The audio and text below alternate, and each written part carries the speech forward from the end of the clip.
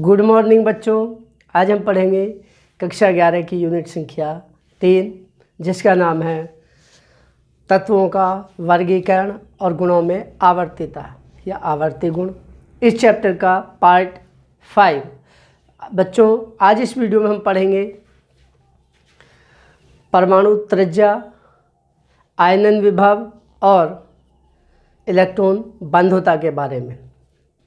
बच्चों यदि आप पहली बार आए हैं हमारे चैनल पर और अभी तक चैनल को सब्सक्राइब नहीं किया है तो चैनल को सब्सक्राइब करें और बेल आइकन दबाकर ऑल वाला ऑप्शन चुनें ताकि आपको लेटेस्ट वीडियो की नोटिफिकेशन तुरंत ही मिल जाए जैसे ही हम एक नया वीडियो अपलोड करते हैं। और बच्चों वीडियो को बिना स्किप किए पूरा देखें क्योंकि बीच में कई बार हम कुछ इम्पोर्टेंट चीज़ें बताते हैं जो अक्सर बाद में हमको ध्यान आती है। ठीक है, इसलिए बिना स्किप किए पूरे वीडियो को देखिए। चलिए शुरू करते। परमाणु त्रिज्या एटॉमिक रेडियाई किसी परमाणु के नाभिक के केंद्र से उसके बाह्यतम कोश की दूरी को परमाणु त्रिज्या कहते हैं। चित्र बनाना नहीं है, केवल समझना है। बच्चों यदि ये नाभिक है बीच वाला, इसका सेंटर कहाँ होगा? ये नाभिक का सेंटर यहाँ से लेकर ये इलेक्ट्रॉन की कक्षाएं हैं, पहली कक्षा, दूसरी कक्षा, तीसरी कक्षा। इस नाभिक से लेकर केंद्र से लेकर बाह्यतम कक्षा तक की दूरी, यहाँ से यहाँ तक की जो दूरी होगी बच्चों वो कहलाती है परमाणु त्रिज्या। दूसरी परिभाषा, अथवा किसी अणु में उसके दो परमाणुओं के केंद्रों के बीच की दूरी के आधे भाग को परमाणु त्रिज्या कहते हैं। चित्र को बनाना नहीं है, केवल समझना है बच्चों। देखिए यह माना गया है कि अणु में उसके परमाणु बिल्कुल एक दूसरे के पास पास होते हैं, एक दूसरे से सटे हुए होते हैं। एक परमाणु ये है, एक परमाणु ये है, ये दोनों मिलकर कोई अणु बना रहे हैं। मान लीजिए H2 हाइड्रोजन गैस बना रहे हैं या Cl2, इस तरह से कोई भी अणु है, दोनों परमाणु पास पास हैं तो इन परमाणुओं के केंद्रों सेंटर्स के बीच की दूरी के आधे भाग को, यहाँ से यहाँ तक की दूरी, उसका आधा भाग माना जाता है परमाणु त्रिज्या। परमाणु त्रिज्या को प्रभावित करने वाले कारक। परमाणु त्रिज्या को प्रभावित करने वाले मुख्य कारक इस प्रकार हैं। नंबर 1, नाभिकीय आवेश। नाभिकीय आवेश का मतलब है बच्चों उसके नाभिक में, परमाणु के नाभिक में उपस्थित धनावेश को नाभिकीय आवेश कहते हैं। जैसे जैसे नाभिकीय आवेश का मान बढ़ता जाता है वह नाभिक बाह्यतम कोश के इलेक्ट्रॉनों को अपनी ओर खींचता है, अर्थात परमाणु त्रिज्या घटती है। बच्चों नाभिक होता है धनावेशित, इलेक्ट्रॉन होते हैं ऋणावेशित। इलेक्ट्रॉन का द्रव्यमान प्रोटॉन के द्रव्यमान का 1/1800 के बराबर होता है। कहने का मतलब एक प्रोटॉन का द्रव्यमान 1870 इलेक्ट्रॉनों के द्रव्यमान के लगभग बराबर होता है, यानी कि इलेक्ट्रॉन बहुत हल्का होता है। तो नाभिक क्योंकि धनावेश है, इलेक्ट्रॉन ऋणावेश है, धनावेशित नाभिक इलेक्ट्रॉन को अपनी ओर खींचता है और इलेक्ट्रॉन नाभिक को अपनी ओर खींचते हैं। लेकिन हल्का होने के कारण इलेक्ट्रॉन नाभिक को तो खींच नहीं पाएगा, लेकिन नाभिक इलेक्ट्रॉन को हल्के होने के कारण अपनी तरफ खींच लेगा आसानी से। ठीक है, तो जैसे जैसे परमाणु के अंदर नाभिकीय आवेश बढ़ता जाता है बाह्यतम कोश के इलेक्ट्रॉन पर लगने वाला आकर्षण बल बढ़ता जाता है जिससे परमाणु त्रिज्या घटती जाती है। नंबर 2, कोशों की संख्या। जैसे जैसे परमाणु में इलेक्ट्रॉनों के कोशों की संख्या बढ़ती जाती है बाह्यतम कोश के इलेक्ट्रॉन की नाभिक से दूरी बढ़ती जाती है, अर्थात परमाणु त्रिज्या। साधारण शब्दों में बच्चों समझ सकते हैं क्योंकि नाभिक के आकर्षण बल, जो नाभिक के आकर्षण बल है उसकी एक रेंज होती है, एक सीमा होती है जहाँ तक वो तेज़ी से खींच सकता है। उसके ज़्यादा दूर हो जाएगा तो बाह्यतम कोश के इलेक्ट्रॉनों पर उसका आकर्षण बल घट जाता है। ठीक है, तो क्या लिखेंगे?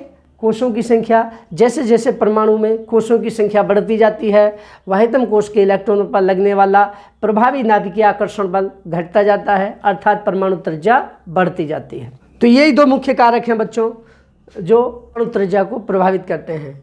यदि कोई परमाणु इलेक्ट्रॉन त्याग देता है, इलेक्ट्रॉन त्यागेगा तो क्या होगा बच्चों? नाभिक पर धनावेश आ जाता है। धनावेश का मान ऋणावेश से अधिक होता है, उदासीन परमाणु में जितना धनावेश होता है उतना ही ऋणावेश होता है, लेकिन जैसे ही कोई परमाणु 1 या 2 इलेक्ट्रॉन त्यागता है तो परमाणु पर उतना ही धनावेश आ जाता है। अर्थात इलेक्ट्रॉनों की तुलना में नाभिक में प्रोटॉनों की संख्या अधिक होती है, अर्थात अधिक नाभिकीय आकर्षण बल हो जाता है और वह वाहितम कोश के इलेक्ट्रॉनों को अपनी ओर खींच लेता है।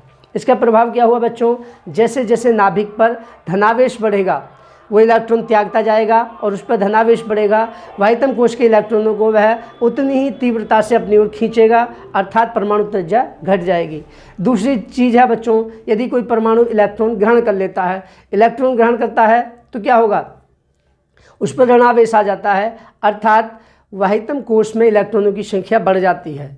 वाहितम कोश में जैसे ही इलेक्ट्रॉनों की संख्या बढ़ेगी बच्चों तो उस आयन पर इलेक्ट्रॉनों की संख्या प्रोटॉनों की संख्या से अधिक हो जाएगी, अर्थात वाहितम कोश के इलेक्ट्रॉन पर जो लगने वाला प्रभावी नाभिकीय आकर्षण बल है वो घट जाएगा। कहने का मतलब ये हुआ, ये मान लीजिए बच्चों, यदि वाहितम कोश में पहले 2 इलेक्ट्रॉन थे, उन पर नाभिकीय आकर्षण बल था, अब 2 इलेक्ट्रॉन और ग्रहण कर लिए तो उस पर -2 आवेश हो गया। वही आकर्षण बल, वही नाभिकीय आकर्षण बल जो पहले 2 इलेक्ट्रॉनों को खींच रहा था अब 4 इलेक्ट्रॉनों को अपनी ओर खींचेगा, अर्थात प्रभावी जो 1 इलेक्ट्रॉन पर लगने वाला प्रभावी आकर्षण बल है उसका मान घट जाएगा, जिसके कारण परमाणु त्रिज्या बढ़ जाएगी। तो निष्कर्ष ये हुआ बच्चों, धनावेश की परमाणु त्रिज्या उदासीन परमाणु से कम होती है और ऋणावेश की परमाणु त्रिज्या उदासीन परमाणु से अधिक होती है। आवर्त सारणी में परमाणु त्रिज्या पर क्या प्रभाव पड़ता है, तो पहले लिखेंगे आवर्त में। आवर्त में इसमें लिखेंगे आवर्त में बाएं से दाएं, आवर्त ऐसे हैं बच्चों, ऐसे खाने क्षैतिज खाने हैं इस तरह से ऐसे, तो बाएं से इधर से राइट जाते हैं। किसी आवर्त में बाएं से दाएं जाने पर परमाणु क्रमांक वृद्धि के साथ साथ प्रभावी नाभिकीय आवेश बढ़ता जाता है, जिसके कारण परमाणु त्रिज्या घटती जाती है। क्योंकि बच्चों एक ही आवर्त में कोशों की संख्या समान होती है, लेकिन उसी कोश में जैसे इलेक्ट्रॉन बढ़ते हैं तो नाभिक के अंदर प्रोटॉन भी बढ़ते जाते हैं। उतनी दूरी तक प्रोटॉन की संख्या बढ़ने के कारण आकर्षण बल बढ़ता जाता है, जिससे कक्षा कुछ पास को खिंचाती है। अर्थात आवर्त में बाएं से दाएं जाने पर परमाणु त्रिज्या घटती जाती है परमाणु क्रमांक वृद्धि के साथ साथ। नेक्स्ट है बच्चों वर्ग में। वर्ग में क्या होता है बच्चों, वर्ग इस तरह से होते हैं। किसी वर्ग में ऊपर से नीचे की तरफ जाने पर, किसी उपवर्ग में ऊपर से नीचे की तरफ जाने पर परमाणु क्रमांक वृद्धि के साथ साथ परमाणु त्रिज्या बढ़ती जाती है। ऐसे घटेगी और ऐसे बढ़ेगी, क्योंकि परमाणु क्रमांक वृद्धि के साथ साथ कोशों की संख्या ऊपर से नीचे की तरफ जाने पर बढ़ती जाती है, अर्थात वाहितम कोश के इलेक्ट्रॉन की नाभिक से दूरी बढ़ती जाती है। तात्पर्य हुआ इसका कि परमाणु त्रिज्या बढ़ती जाती है। नेक्स्ट टॉपिक है बच्चों हमारा आयनन विभव, आयनाइजेशन पोटेंशियल या आयनाइजेशन एनर्जी भी बोलते हैं इसको। किसी परमाणु में उसके सर्वाधिक अदृढ़ रूप से बद्ध इलेक्ट्रॉन को निकालने के लिए जितनी ऊर्जा की आवश्यकता होती है उसे आयनन विभव कहते हैं। किसी परमाणु में उसके सर्वाधिक अदृढ़ रूप से बद्ध मतलब लूजली बाइंड, जो सबसे कम प्रबलता से जुड़ा हुआ है, सबसे किसी उदासीन परमाणु में अदृढ़ रूप से बद्ध इलेक्ट्रॉन को निकालने के लिए जितनी ऊर्जा की आवश्यकता होती है उसे आयनन विभव कहते हैं। इसे आईपी से दर्शाते हैं, आयनाइजेशन पोटेंशियल, इसे आईपी से दर्शाते हैं। उदाहरण देखिए, सोडियम है, सोडियम से 1 इलेक्ट्रॉन निकालेंगे तो उसके लिए हमको कुछ ऊर्जा खर्च करनी पड़ेगी बच्चों, जिसे हम कहेंगे आयनाइजेशन पोटेंशियल। बच्चों इसे आईपी के साथ साथ आई से भी दर्शा सकते हैं, कैपिटल आई से भी दर्शाया जाता है, कहीं कहीं आपको आई मिल सकता है, ठीक है। आईपी मतलब आयनाइजेशन पोटेंशियल, या खाली आई से भी दर्शा सकते हैं। तो इसको आईपी देंगे, एनर्जी देंगे, तो बच्चों तब इसमें से 1 इलेक्ट्रॉन निकल जाएगा और बन जाएगा Na+। तो आपको लग रहा होगा कि हमको इलेक्ट्रॉन निकालने के लिए ऊर्जा की क्यों आवश्यकता है। देखिए बच्चों, परमाणु में जो वाहितम कोश के इलेक्ट्रॉन हैं वो नाभिक के साथ जुड़े होते हैं, अर्थात नाभिक उनको खींच के रखता है। जब आकर्षण बल होता है दो चीज़ों के बीच, तो उस आकर्षण बल को समाप्त करने के लिए बाहर से हमको ऊर्जा लगानी पड़ेगी। जितनी ऊर्जा हम लगाएंगे उस आकर्षण बल को तोड़ने के लिए, वही हमारा आयनन विभव है। सिंपल शब्दों में समझ सकते हो, दो चुंबकें हैं, वो आपस में चिपकी हुई हैं, उनके बीच आकर्षण बल है, उन्हें आप कैसे हटाएंगे? आपको जोर लगाना पड़ेगा, तभी तो आप हटा पाएंगे। तो यही आयनन विभव होता है बच्चों परमाणुओं के केस में। उसके सबसे लूजली, जो सबसे कम प्रबलता से इलेक्ट्रॉन जुड़ा है, उसको निकालने के लिए ऊर्जा की आवश्यकता जितनी होती है उसी को हम कहते हैं आयनन विभव। आयनन विभव को प्रभावित करने वाले कारक बच्चों इस प्रकार हैं। पहला है प्रभावी नाभिकीय आवेश, इफेक्टिव न्यूक्लियर चार्ज या न्यूक्लियर फोर्स। प्रभावी नाभिकीय आवेश का मतलब है बच्चों उसके नाभिक के द्वारा वाहितम कोश के इलेक्ट्रॉन पर जितना आकर्षण बल लगता है उसे प्रभावी नाभिकीय आवेश कहते हैं। ठीक है, जैसे जैसे प्रभावी नाभिकीय आवेश का मान बढ़ता है, वाहितम कोश का इलेक्ट्रॉन नाभिक के साथ दृढ़ता से जुड़ता जाता है और नाभिक के साथ प्रबलता से जुड़े हुए इलेक्ट्रॉन को निकालने के लिए अधिक ऊर्जा की आवश्यकता होती है, अर्थात आयनन विभव का मान बढ़ जाता है। तो सिंपल शब्दों में समझ सकते हैं बच्चों, यदि नाभिक पर धनावेश बढ़ता जाएगा, नाभिक पर जैसे जैसे धनावेश बढ़ेगा, वाहितम कोश के इलेक्ट्रॉनों पर आकर्षण बल बढ़ेगा और हमारे आयनन विभव का मान भी बढ़ता जाएगा। दूसरा, परमाणु त्रिज्या। जैसे जैसे परमाणु त्रिज्या बढ़ती है, वाहितम कोश के इलेक्ट्रॉन पर नाभिक के द्वारा लगने वाला प्रभावी आकर्षण बल का मान घटता जाता है, अर्थात उस इलेक्ट्रॉन को निकालने के लिए ऊर्जा की आवश्यकता कम होती है, जिससे हमारा आयनन विभव घट जाता है। परमाणु त्रिज्या बढ़ने के साथ साथ आयनन विभव घटेगा और परमाणु त्रिज्या घटने के साथ साथ आयनन विभव बढ़ेगा, क्योंकि परमाणु त्रिज्या छोटी होगी तो वाहितम कोश के इलेक्ट्रॉन उसके साथ प्रबलता से जुड़े होंगे। तीसरा पॉइंट है बच्चों पूर्ण कोश, पूर्ण व अर्धपूर्ण उपकोश। ऐसे परमाणु जिनमें सभी कोश पूर्ण हो या उपकोश पूर्ण या अर्धपूर्ण आधे भरे हों, तो ऐसा विन्यास स्थायी होता है और स्थायी विन्यास से इलेक्ट्रॉन निकालने के लिए अधिक ऊर्जा की आवश्यकता होती है, अर्थात आयनन विभव का मान बढ़ जाता है। तो बच्चों ये कंडीशन है, यदि कोश पूरे भरे हुए हैं, पहली कक्षा में 2 इलेक्ट्रॉन हैं, दूसरी में 8 हैं, तीसरी में 18 हैं, चौथी में 32 हैं, ये कंडीशन है, या उपकोश पूरे भरे हों, S2P6D10 F14 इस तरह का हो, या अर्धपूर्ण उपकोश आधे आधे भरे हों, S में 1 इलेक्ट्रॉन हो, P में 3 इलेक्ट्रॉन हो, D में 5 इलेक्ट्रॉन हो और F में 7 इलेक्ट्रॉन हो।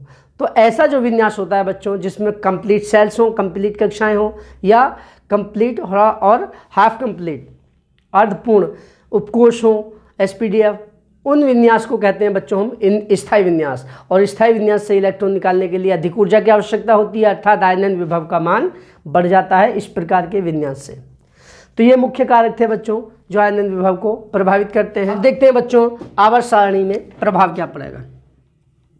आवर्त सारणी में प्रभाव, पहला आवर्त में, किसी आवर्त में बाएं से दाएं जाने पर परमाणु क्रमांक में वृद्धि के साथ साथ प्रभावी नाभिकीय आवेश बढ़ता है और परमाणु त्रिज्या घटती जाती है, अर्थात आयनन विभव का मान बढ़ता है।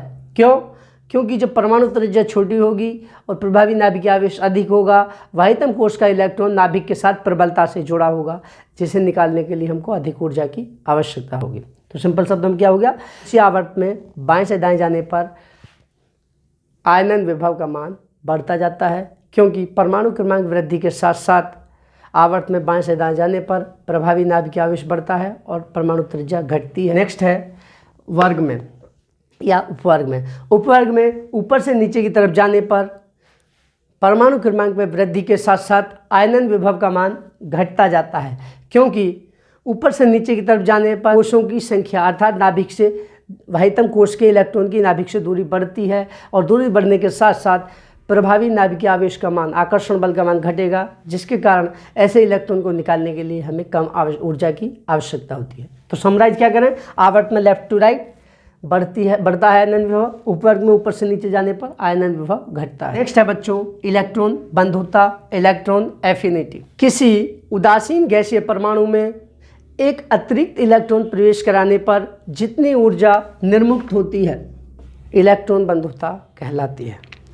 किसी उदासीन गैसीय परमाणु में एक अतिरिक्त इलेक्ट्रॉन प्रवेश कराने पर जितनी ऊर्जा निर्मुक्त मतलब रिलीज, मुक्त होती है, निकलती है, उसे इलेक्ट्रॉन बंधुता कहते हैं। इसे EA से दर्शाते हैं, इलेक्ट्रॉन एफिनिटी, इसे EA से दर्शाते हैं। एग्जाम्पल देखिए बच्चों, जैसे Cl है, इसमें एक इलेक्ट्रॉन प्रवेश कराएं तो क्या होगा बच्चों, ये बन जाएगा Cl- + EA, इलेक्ट्रॉन एफिनिटी। अब आपको लग रहा होगा किसी परमाणु में इलेक्ट्रॉन प्रवेश कराने पर ऊर्जा निकलेगी कैसे? तो बच्चों इसका रीजन ये है, नाभिक होता है धनावेशित। जैसे उसके पास इलेक्ट्रॉन लाते हैं तो क्या होता है, वाह्यतम कोश के पास जैसे ही इलेक्ट्रॉन आता है, नाभिक धनावेशित नाभिक उस इलेक्ट्रॉन को अपनी ओर खींचता है। हमको जोर लगाना नहीं पड़ेगा, नाभिक उसे खींच लेगा। तो हमको ऐसा महसूस होगा कि नाभिक उसे खींच रहा है, उसी को ऊर्जा कहेंगे बच्चों। जितनी एनर्जी से वो उसको खींच रहा है तो वो उसी को निर्मुक्त ऊर्जा कहेंगे। आवर्त सारणी में प्रभाव, आवर्त में बाएं से दाएं जाने पर परमाणु क्रमांक में वृद्धि के साथ साथ इलेक्ट्रॉन बंधुता का मान बढ़ता जाता है, क्योंकि कोश का आकार और प्रभावी नाभिकीय आकर्षण बल किसी आवर्त में बाएं से दाएं जाने पर बढ़ता है। दूसरा है वर्ग में। किसी वर्ग में या उपवर्ग में ऊपर से नीचे की तरफ जाने पर परमाणु क्रमांक में वृद्धि के साथ साथ इलेक्ट्रॉन बंधुता का मान घटता जाता है, क्योंकि वाह्यतम कोश की नाभिक से दूरी बढ़ने के साथ साथ प्रभावी नाभिकीय आकर्षण बल घटता जाता है। तो बच्चों यही थे कुछ के टॉपिक जो हमने आज आपको समझाए हैं। आशा करता हूं कि आपको अच्छे से समझ आ गए होंगे। यदि वीडियो पसंद आए तो लाइक करें और अपने दोस्तों के साथ शेयर अवश्य करें। तो बच्चों आज के लिए इतना ही पर्याप्त है। कल फिर एक नई वीडियो के साथ मिलते हैं। तब तक के लिए thank you and have a nice day.